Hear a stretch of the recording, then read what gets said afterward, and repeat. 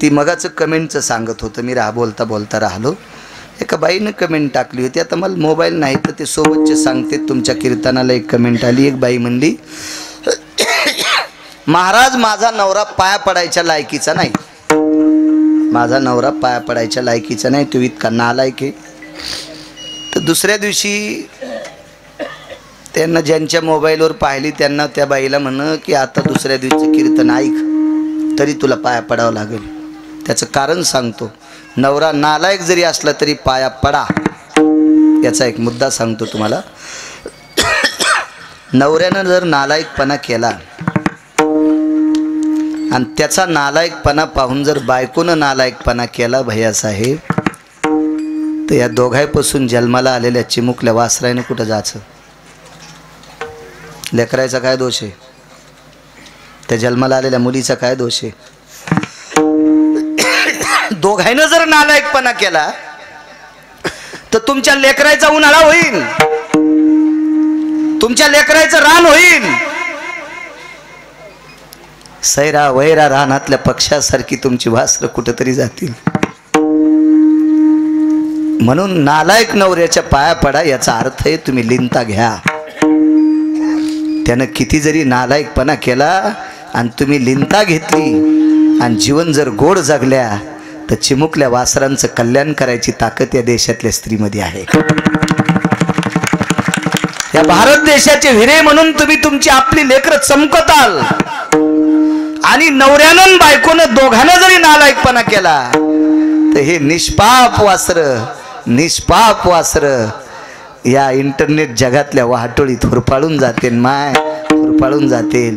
तुम्ही यमापाशी काय जबाब देताल? वरी देवापाशी काय जबाब देताल? म्हणून एकानं जरी नालायकपणा केला तर एकानं लिंता घेत जा. माणसं ऐकण्याच्या पात्रतेत नसतेत. या देशाची स्त्री कवळ्यांत करण्याची असती.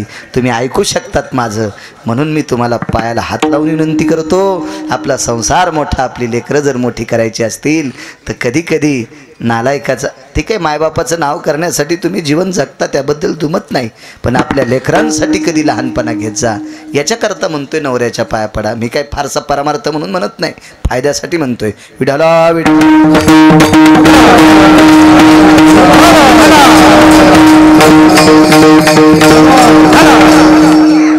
मथुरेत जन्म झाला. सुपात घेतलं, गोकुळात आणलं. नंदाच्या घराला मजनी गोकुळाला मायेचा जन्म झालाय, मला ठेवा, घेऊन या तिला. आणि मग उचलीला कमळापती, पायीची बंधने गळती, हातापायातल्या बेड्या पळाल्या. मंद पाऊस पडत होता. शेषानं सावली धरली, यमुनावर तुडुंब भरली. पुढं चढला आकाश चाट, त्याशी लावीला अंगुष्ट दुभंगली. यमुना माई एक दररोज उघडा होता. 9 लाख गायी होत्या नंदराजाकडे, 9 लाख गायी. शेती परवडत नाही असं कोणी म्हणत असेल तर त्याच्या गोळ्या संपल्यात असं समजायचं. त्याच्या गोळ्या संपल्यात असं म्हणायचं. ठीक आहे, कमी अधिक भावाला आपल्याला भाव भेटत नसेल याबद्दल मी सुद्धा रुष्ट आहे, मी सुद्धा नाराज आहे. पण आपण जगायचं कशावर? आपण जगायचं कशावर? प्रत्येक जण म्हणत असेल मला नोकरीच पाहिजे असेल तर एका जिल्ह्याला कलेक्टर किती असतात? ॲडिशनल आमके तमके मिळून. ठीक आहे, प्रत्येकाला जर नोकरी व्हायची असेल तर सरकारमध्ये ताकद असते का? ती सरकार म्हणजे काय ब्रह्मदेव आहे का पांडुरंग आहे? सरकार म्हणजे का काशीतला मालक आहे का? त्याला तयार करता येतं का ऑफिस? नाही नाही नाही नाही. शेती जर परवडत नसेल तर इकणारा दाखवा ना. आहे का इकणारा? आहे का येड्या बाळूचं? ज्याच्या नावानं 7-12 असेल तो महाराष्ट्रातला राजा असेल. ज्याच्या नावानं 7-12 असेल तो महाराष्ट्रातला राजा असेल. राजा, तुम्हाला लागेल तितक्या जमिनीत गहू ज्वारी पेरा आणि परवडत नसेल तर पडीत ठेवा. आज 10 वर्षाला 1 कोटी रुपये एकर नाही इकल तुमच्या खेड्यातली. तरी मी कमी सांगितली. खोटं आहे का अशोकराव?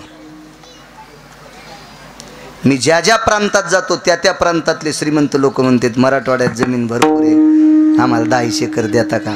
अरे जगू दिनं म्हणलं सुंबळे आम्हाला. खाऊ दिना आम्हाला, असं त्याला कशाला म्हणू, मनातली मनात म्हणतो. खाऊ दिना, आम्ही काळ्या मातीतली माणसं आहेत, आम्हाला दुसरं काय. आपल्याला इथून पुढं कोण तारील तर फक्त शेती तारील. म्हणून तरुणांना विनंती करतो, तुम्ही शाळेत असाल तरी रविवारी शेतात जात जा.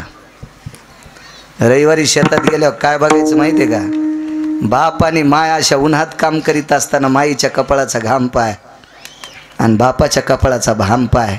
ज्यानं बापाच्या आणि माईच्या कपाळाचा घाम पाहिला तो जीवनभर जीवन चांगलं जगत असतोय. ज्यानं बापाचा आणि माईचा घाम पाहिला नाही का, त्याला कसं जगावं हे कळत नसतंय. शेती देव आहे, शेती देव आहे, शेती देव आहे. फार मोठी ताकद आहे शेती. चला, 9 लाख गायी होत्या, शेती किती असेल? ज्याच्याकडे 9 लाख गायी आहेत तो रात्री 1 वाजता उठून गायीला वैरण टाकत होता. म्हणून लक्ष्मीचा पती घरी आलाय. उद्योगम वर्धन्ते लक्ष्मी. या जगातला सर्वात मोठा व्यसनीपेक्षा आळशी माणूस देशाला घातक आहे. व्यसन कोण करील? ज्यानं 500 रुपये कमिले ते 100 रुपयाची पेईन. ज्यानं 500 रुपये कमिले तो 100 रुपयाची पेईन, ते व्यसन करीन. जो काहीच काम करीत नाही का, त्याचं खसखशीचं पोत आहे. छिद्र पडणं कसखस हारपणं संगत जाते. आळशी माणसं व्यसनी माणसापेक्षा घातक असतात. खसखशीचं 30 किलोचं पोतं बैलगाडीत टाकलं परतूर मधून, ए सावळ्या बस हाय नाही तर महाराज.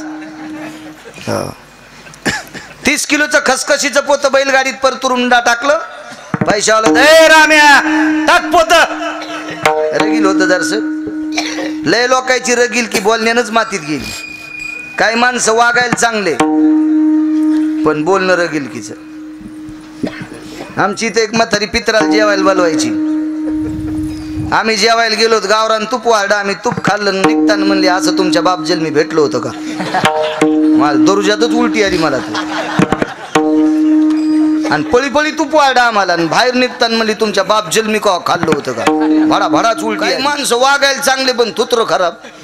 काहीचे तोंड खराब, आपलं तोंड चांगले आणि वागणं लय खराब. आमच्या एका पाहुणीची इथे गेलो, 3ऱ्या मजल्यावर राहत होती. ती खाली नव्हती राहत, भिकाऱ्याला काय द्यायचं काम नाही. आणि जरी आडमुठ मायासारखा भिकारी वरी गेला की ती म्हणायची, आम्हाला सुतक पडलं. आणि कवा 12 महिने सुतक सांगायची, कोण मरतो का माहित. अशी पाहुणी वरी गेलो, उन्हाळ्याचे दिवस, बेल वाजवायचं काय कळतं, शिक्षण कमी, भडभड भडदरूज वाजलं. कोणेस रे? ह्या मोठी पाहुणी होती, चालू ती कीर्तनातली सांगायलो. इतक्या नालायक पाहुणीची तर झाला माझ्या गोळ्या संपल्या काय. मातीला तर नाही जायचं तितक्या नालायक पाहुणीच्या. पाहुणीने पाहिल्याबरोबर, अगं बाई वाळू महाराज इतकी काय? म्हणलं हो, एवढ्या उन्हात काय ऊन तापलंय. बाई बाई बाई बाई बाई, आम्ही एशी लावूनही बेजार आहेत, तुम्ही एवढ्या उन्हात कसे आलात? म्हणलं चलत आलो. बाई कुठून? म्हणलं दरुजातून. काय महाराज कमाल आहे तुमची. बाई काय फिरता हो तुम्ही महाराज, काय तुमचा स्टॅमिना आहे हो. बाई बाई बाई बाई कमाल आहे. पाणी घेताल का? म्हणलं रो गर्दी. काय बोलणं गोड आणि वागणं गिधडाचं. त्या म्हातारीचं वागणं चांगलं आणि थुत्तर खराब. तिनं तूप खाऊ घातलं तिथं समोर. काय काय झालं, अवघड काम बाबा. काहीचं वागणंही गोड आणि बोलणंही गोड. 9 लाख गाई हो, किती जमीन असेल. रात्री 1 वाजता उठून गाईला वैरण टाकली, म्हणून तिथं माणूस आला. खसखशीच्या पोतं आहे लक्ष्मीचं जीवन. फुगिरान पोतं टाकायला लावला, हमाली दिलीच नाही. सकाळची बहुणी होती बाजाराची, दादा द्यान 4 आणे, पुढच्या बाजारी देईन. आम्हाला म्हणलं बहुणीलाच गिऱ्हाईक भेटलं, आम्हाला काहीच नाही केलं. दाभण टोचलं, खसखशीच्या पोत्याला दाभण टोचलं. आता दाभणाचं छिद्र केवढं पड असेल, छिद्र नाही कळायचं, भोकाड. आपली भाषा आहे ती मराठवाड्यातली. तिकडे मी मुंबईकडे याच्याकडे नाशिककडे गेल्यावर छिद्र म्हणत असतो. हो ना, आपल्याकडे धावाड शब्दच आहे मराठवाड्यात, धावाड भोकाड. हो,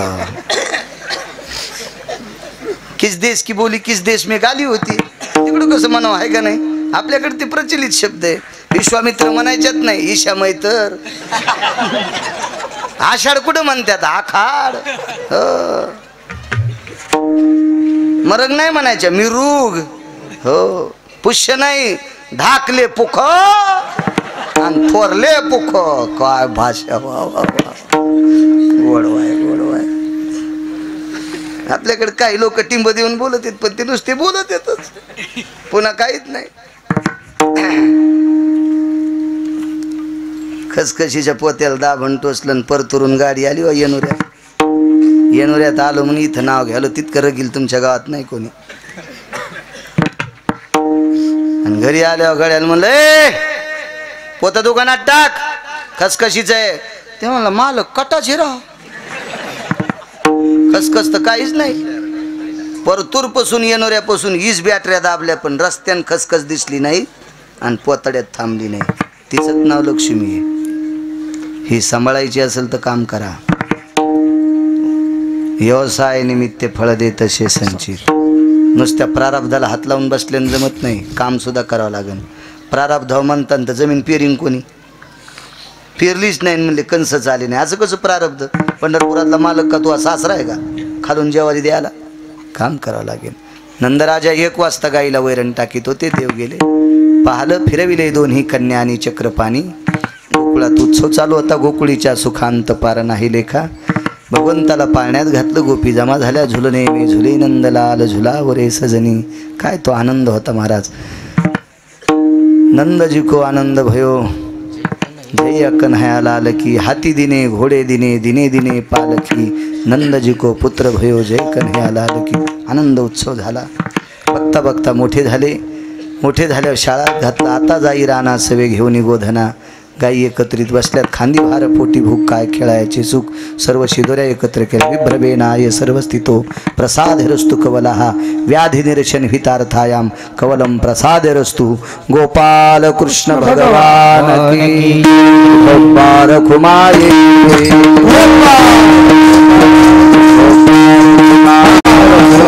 ज्ञानेश्वर माऊली.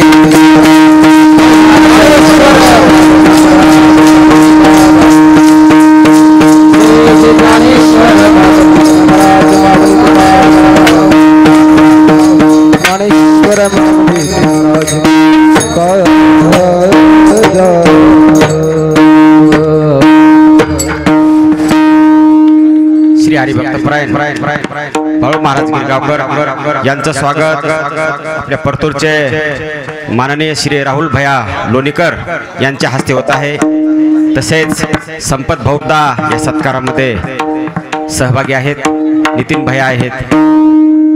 या सर्वांनी आपल्या येनोरा नगरीमध्ये श्री हरिभक्त परायण बाळू महाराज यांचं स्वागत या ठिकाणी केलेलं आहे. चालत असलेला अखंड हरिनाम ज्ञानदान सोहळा परम पावन सात्विक 2 मिनिटं सात्विक सदाचारी परम पावन परंपरा सद्गुरू नामदेव बाबा यांच्या समाधीचा उत्सव. मार्गदर्शक सप्ताहाचे लक्ष्मण महाराज जोगदंड. येनोरा ग्रामस्थांचं नाव या महाराष्ट्रातल्या वारकरी संप्रदायात कोरलेलं आहे. धन्यवाद. आजच्या कार्यक्रमाकरता या आपल्या मराठवाड्यातील परतूर तालुक्याला लाभलेलं राजकीय क्षेत्रातलं एक नाविन्यपूर्ण रत्न आध्यात्मिक पिंड आहे भाऊंचा. बऱ्यापैकी विकासाची गंगा त्यांच्या हाताने. ते मंत्री असताना बऱ्यापैकी या महाराष्ट्रात खूपशी अशी कामं झाली. तालुक्याच्या विकासाचा गोडसा असा वारसा राबवणारे आदरणीय लोणीकर भाऊ, या तालुक्याचे विद्यमान आमदार, दमदार व्यक्तिमत्व, वारकरी संप्रदायाशी संलग्न असलेले हे कुटुंब, अशा भाऊंचे सुपुत्र आदरणीय राहुल भैया. मी काय पाप केलं नाही. मी लग्न केल्यामुळं पाकिट घेतो. लग्न नसतं केलं तर ते बी घेतलं नसतं, मागणं पुढं फुफुटा उडं. नाही तर पुन्हा गणेश बुवा संप्रदायाचा नियम मोडाच नाही. वारी एकही सोडित नाही. वारीत एक जण म्हणला कीर्तन द्या. म्हणलं मी तुला कोठ्यावरली बाई दिसतो का? मी वारीत कसं कीर्तन देईन तुला? त्यानं पुन्हा नाही फोन केला मला. मी संप्रदायाची सगळी नियम सांभाळतो. आणि ते नियम सांभाळून तुम्हाला आमदार व्हावा असं शब्द दिलाय तर विटेवरचा मालक खराच करील, त्याबद्दल काही विषय नाही. आणि मी काय माझ्या स्वार्थापोटी केला नाही. तुम्ही या परिसरातल्या लोकांचं राजकीय अधिष्ठान सांभाळून या परिसरातल्या लोकांना आई जसं आपल्या मुलाचं पालन करते असं नेतृत्व तुम्ही या तालुक्याचं करा. सगळी जनता पवित्र अंतकरणाने तुमच्या पाठीमागं गोडशा उभार तत्वात राहील. भाऊंचंही काम गोड आहे आणि भाऊ जरी म्हणायला आमदार असतील पण बऱ्यापैकी समाजात तुमची वर्णी मला लोकांकडनं ऐकायला भेटतंय, तरुणांकडनं ऐकायला भेटतंय. खूपसं योगदान तुमचं आहे आणि या योगदानामुळे निश्चित राजाश्रय भैयासाहेब तुम्हाला आरक्षित आहे आणि ते विटेवरच्या मालकानं पूर्ण करावा. या सात्विक सदाचारी पुण्यशील कार्यक्रमात आज तुमची वर्णी लाभली त्याबद्दल आम्हा सर्व वारकऱ्यांच्या वतीनं भैयासाहेब तुम्हाला धन्यवाद. तुमचे सगळे सहकारी सतू पाटील आदी करून सगळ्यांना धन्यवाद देतो. आज आदरणीय गणेश महाराज सुद्धा आलेले आहेत, उत्कृष्ट कीर्तनकार आहेत. त्यांनाही 2 संन्यासी महात्मे आहेत. त्यांना मृदंगवाजीला दादा तो गोडसा कमी वयामध्ये कृपा झाली. पण तुला लाख रुपये जरी दिले ते एखाद्याच्या भागवतात ढोलकी वाजू नकोस, तुला संप्रदायाची शपथ आहे राजा. तो इथलाच गावातलाच हो हा, ढोलकी वाजू नको. पक्वाद लय मोठा आहे राहुल भैया. आपल्या महाराष्ट्राच्या मातीला मराठवाड्यामध्ये शंकर बापू आपेगावकर पद्मश्री लाभले. शंकर बापू आपेगावकर मृदंग क्षेत्रातलं रत्न, पद्मश्री. पद्मश्री अमेरिकेला गेले बापू, आता यायला पक्वाद ठेवायला 1-1 लाखाच्या 80-80 हजाराच्या बॅग येतात. शंकर बापू आपेगावकरानं धोत्राच्या अर्ध्या धुडक्यात पक्वाद बांधून विमानात नेला. बापूंना अमेरिकेच्या विमानतळावर घ्यायला 200 लोक असतील. अमेरिकेतली लोक किती श्रीमंत. ही 200 माणसं बापूंच्या स्वागताकरता अमेरिकेच्या विमानतळावर होती आणि बापू विमानातून उतरल्याबरोबर खांद्यावर पक्वाद होता. आधी पोटाला धरला, त्या चौकटीतून येता येत नाही, ते बारीकसं कवाड असते, पोटाला धरला आणि खाली उतरले. खाली उतरल्याबरोबर खांद्यावर घेतला. किती कॅमेरे असतील बापूच्या पुरी त्याला मेळ नाही. पण कार्यक्रम ठेवणाऱ्यानं अशोकराव त्यांना विनंती केली, तुमचा पक्वाद आमच्या माणसाकडे द्या. नाही द्यायला. जिथं कार्यक्रमाचं स्टेज आहे तिथपर्यंत पक्वाद मीच घेईल आणि वापस निघताना गणेश बुवा पक्वाद किती मोठा आहे राजा, तुला याच्याकरता म्हणतोय की कोणाच्या भागवतात ढोलकी वाजू नकोस. बऱ्याच भागवत सांगणाऱ्याच्या आकली नदीला गेल्या. तबला ठीक आहे, पक्वाद ठीक आहे, ढोलकी भागवतात. या ढोलकीच्या नादानं 150 एकर फुकल्यात काही लोकांना. आणि ती जर रामायणातून भागवतातून शिवपुराणात वाजत असेल तर हे भागवतन शिवपुराण रामायण सांगणाऱ्याला चंद्रभागेत जरी पुरलं या भडव्याला तरी यांना मोक्ष मिळणार नाही. महाराज बोलायचं कोणी संप्रदायावर? कसा टिकल संप्रदाय? याला नियम आहेत की नाही? किती बोलायचे कोठाळकर दादा. महाराज तो काळ गोड होता, त्या काळात चुका नव्हत्या. आई दादा पक्वाद किती मोठा होता. राहुल भैयासाहेब पत्रकारांनी प्रश्न केला, बापू तुम्ही पद्मश्री पुरस्कार घेतला महाराष्ट्रात आणि या अमेरिका महासत्ता देशात तुमचा सन्मान होतोय. माझा एकच प्रश्न आहे, तुम्ही पक्वाद माझ्याजवळ का दिला नाही? बापूचे डोळे भरून आले आणि शंकर बापू आपेगावकरांनी सांगितलं, दादा हा पक्वाद खांद्यावर घेतो म्हणून अमेरिका देशाने बोलिले. हा पक्वाद खांद्यावर घेतोय म्हणून अमेरिका सारख्या महासत्ता देशाने बोलिले रे राजा. ह्या पक्वादामुळे मला किंमत आहे. इतका पक्वाद गोड आहे राजा, इतका पक्वाद. तुलाही धन्यवाद. गावातला आहेस, परंपरेत आहेस, वा छान. दिंडीत जात जाय, वारीत जात जाय. वारीत का जायचं? प्रत्येकाच्या भोवताल एक अनिष्ट कवर फिरत असते, अनिष्टतेचं कवर. आणि हे कवर संपायला जगात दवाखाना नाही, जगात वैद्य नाही. हे अनिष्टतेचं जर कवच संपवायचं असेल तर याला एकच ताकद आहे, ज्ञानोबरायची, तुकोबरायची, नाथबाबाची, पंढरीतल्या मालकाची, निवृत्तीदादांची वारी करायची. वारी वारी मी गोळ्या खाऊन करतो, मला उभं राहता येत नाही एका जाग्यावर, पण चालायला काय त्रास नाही. कालही मी परिक्रमा केलीच, 42 किलोमीटर चालतोय. जोपर्यंत होतंय तोपर्यंत आपल्या जीवनातलं उजळा आणण्याचं काम वारी आहे. आत्तापर्यंत त्याच लोकांच्या समाध्या झाल्यात ज्यानं वाऱ्या केल्यात. नामदेव बाबाची समाधी का झाली? महाराज हा वारीचा पिंड होता भैयासाहेब, म्हणून समाधी झाली. आपण मोठ्या लोकांना का मानतो? मारुतराव महाराज असतील, रंगनाथ गुरुजी असतील, मोतीराम महाराज असतील, नथुराम बाबा असतील, आपण यांना का मानतो की हे वाऱ्या करत होते महाराज, वाऱ्या. आणि म्हणून तू गावातला आहे, 6 नंबरची दिंडी मानकरी आहे, एवढं मोठं गाव आहे. आता बापू त्याच दिंडीत असतात. बापू तुमचाही नंबर, यांचा रथाच्या पुढे 25 वांगीकर दिंडी, हा 6 नंबर आहे. राजो, किती मोठी पुण्यवान माणसं आहात तुम्ही. जात जाय दिंडीत त्या कडीपासून या कडेपर्यंत सर्व वारकऱ्यांना सगळ्यांची नावं घेतली अशी गृहीत धरा. माझ्यासोबत पाठांतर ज्यांचं भरपूर आहे, मोठ्या मोठ्या वारकऱ्यात जो सानिध्यात ज्यांचं जीवन गेलं असे उत्तरेश्वर बापूसुद्धा आले, त्यांना धन्यवाद. मुंबर सर, अशोकराव तुमच्या गावाला आले, काय आडनाव नाही, उंबर सरच ना, हो गावातले, तिथं मला भेटायला आलते तुमच्या सप्त्यामध्ये. भारत गुरुजी, सर सर सर हो, सुरेश सर आलते आधी करून.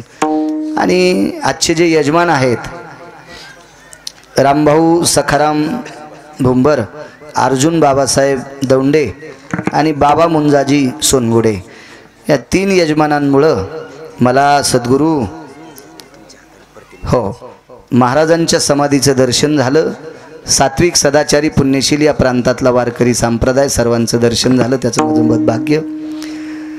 एकत्रित सर्व गोपाळ बसले, भुका लागलेल्या होत्या, सर्व शिदोऱ्या एकत्रित केल्या. याव सर्वभूतेषु प्रसादेरस्तु सर्वानां यादिनिरशहितार्थायां प्रसादेरस्तु कवल कवलम. सर्व गोपाळ एकत्रित जमले, सर्वांच्या शिदोऱ्या एकत्रित केल्या. विठ्ठल जय जय विठ्ठल, विठ्ठल जय जय विठ्ठल.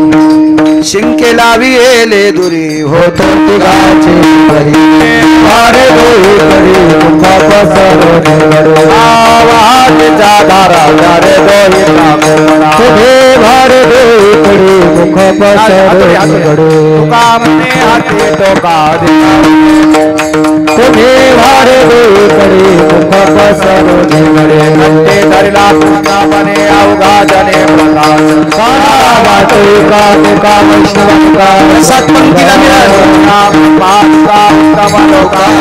एका वाटोई का तुका वैष्णवका